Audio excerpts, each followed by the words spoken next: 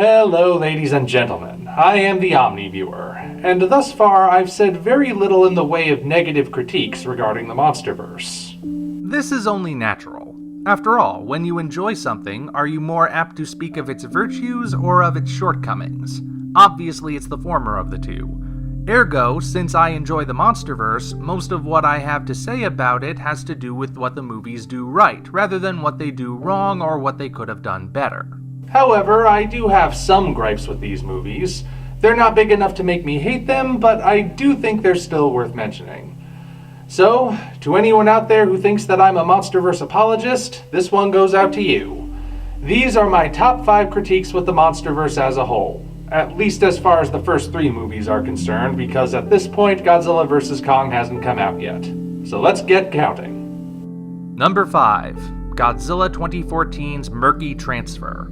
This is a totally superficial one, I admit, but it's still an annoyance.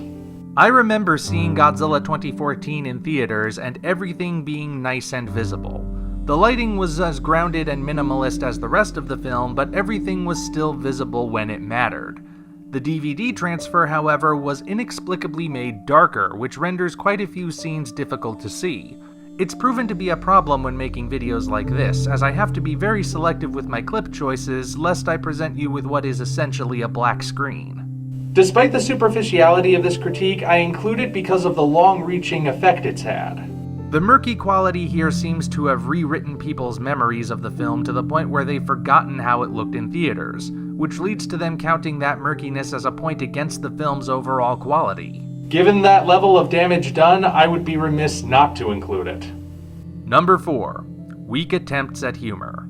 The MonsterVerse is a more serious film series than something like the lighthearted Marvel Cinematic Universe. But that being said, even the darkest dramas need a little levity to lighten the tension every once in a while, and I'm not opposed to a drama including some good jokes sprinkled throughout. Emphasis on the word good. Godzilla 2014 is relatively light on jokes of any kind, so the problem doesn't really exist here.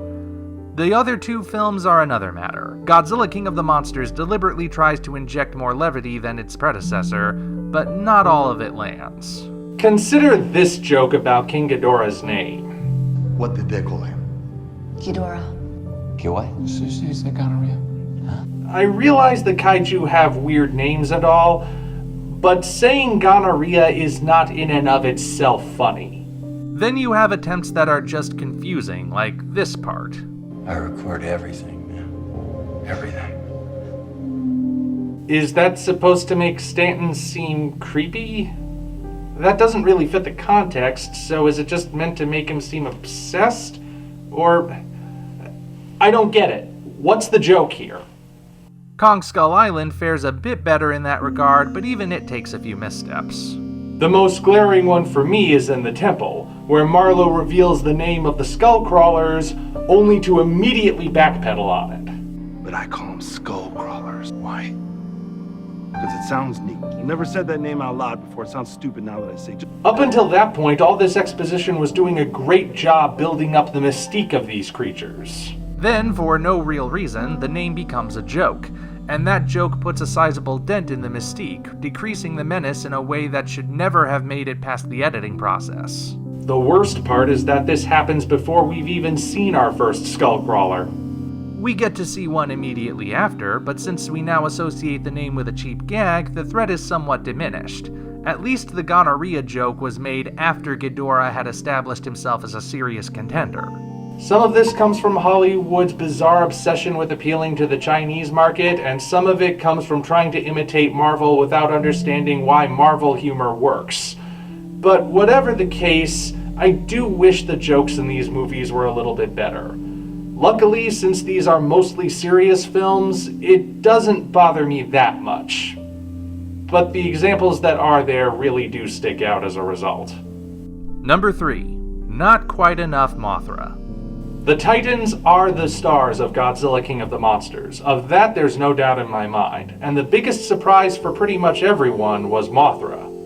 Despite the initial skepticism within the fandom based on her redesign, Mothra was a great, memorable part of the film, so well executed that she became an audience favorite. I too love the way she was depicted in this film. If only she was in it just a bit more, though. Don't get me wrong, Mothra owns every second she appears, but given how vital she is to the proceedings, I do kind of wish she'd gotten a bit more screen time. Godzilla and Ghidorah obviously get the lion's share of attention, being the main combatants, and Rodan is the center of a very memorable sequence, but Mothra is surprisingly absent from most of the film. It would have been nice to have her featured just a bit more, perhaps to further emphasize her benevolence. Like I said, I still love this version of Mothra. I just wish she was in it even more than she already is. Number 2. Legacy that wasn't there. For the most part, each entry in the MonsterVerse has managed to be a standalone piece, meaning it doesn't rely on connectivity the way recent Marvel movies have come to do. That being said, the opening moments in King of the Monsters are a bit weird in how they present things. The only way I can describe it is to say that it's acting as if there have been more movies between 2014 and 2019 than there actually are. The result is the implication of a non-existent legacy.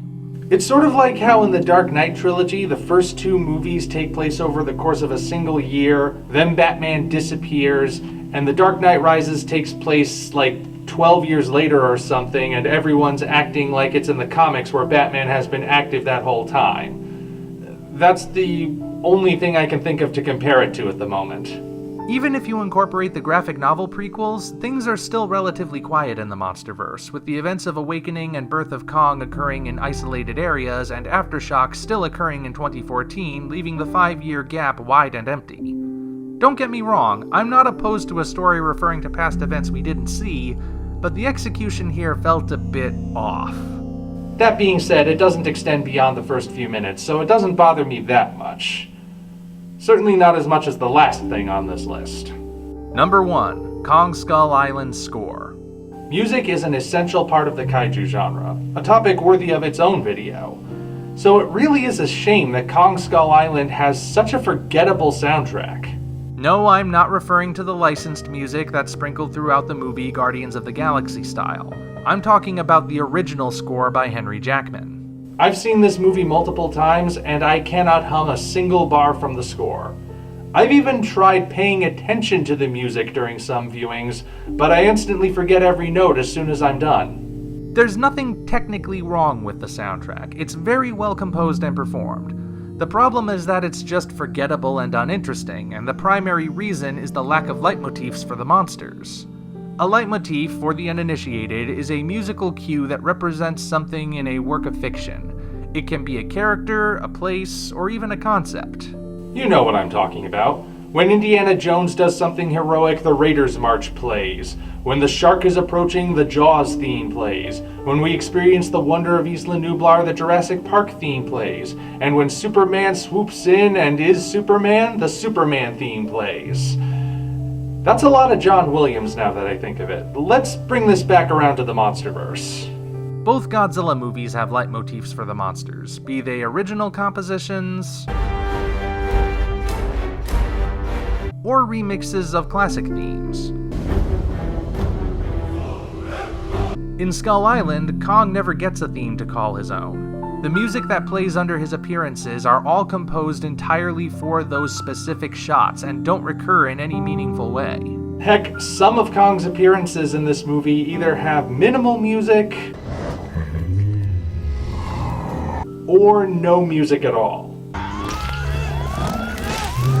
So what sort of theme will he have for Godzilla vs. Kong? Will he even have a theme? That's the big question on my mind. It's not just that, though. It's also the fact that all of the music is lackluster, from the opening titles to the closing credits. It's about as memorable as the ambient soundscapes they play in a spa. Since it's an issue that's present throughout the entirety of the film, it serves as my biggest critique of the MonsterVerse as a whole. Though to be clear, it doesn't seriously affect my feelings about Kong Skull Island. Forgettable music is also easy to ignore when you're enjoying everything else. What's that? You're wondering why I didn't say anything about the Godzilla movies cutting away from the kaiju fights? Well, I'm saving that particular subject for a different video. Right now, I'm just going to let these critiques stand on their own. Like I said, I still enjoy these movies, but these are the things that I hope are improved upon in future installments. Until such time as we meet again, this is the Omni Viewer signing off.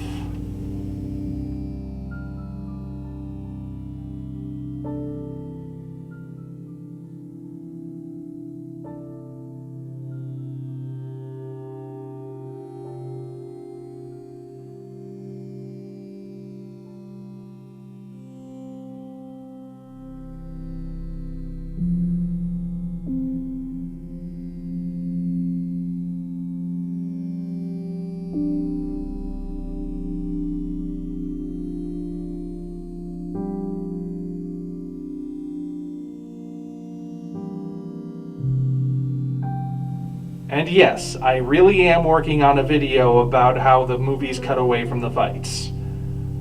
But it might not be what you expect. If you enjoyed this video, be sure to like it as well as subscribe to the channel for more content of a similar nature. Also, check the description for links to our Twitter, DeviantArt, and Patreon pages, as well as the Amazon link for the novel Operation Red Dragon: The Daikaiju Wars Part 1, penned by yours truly.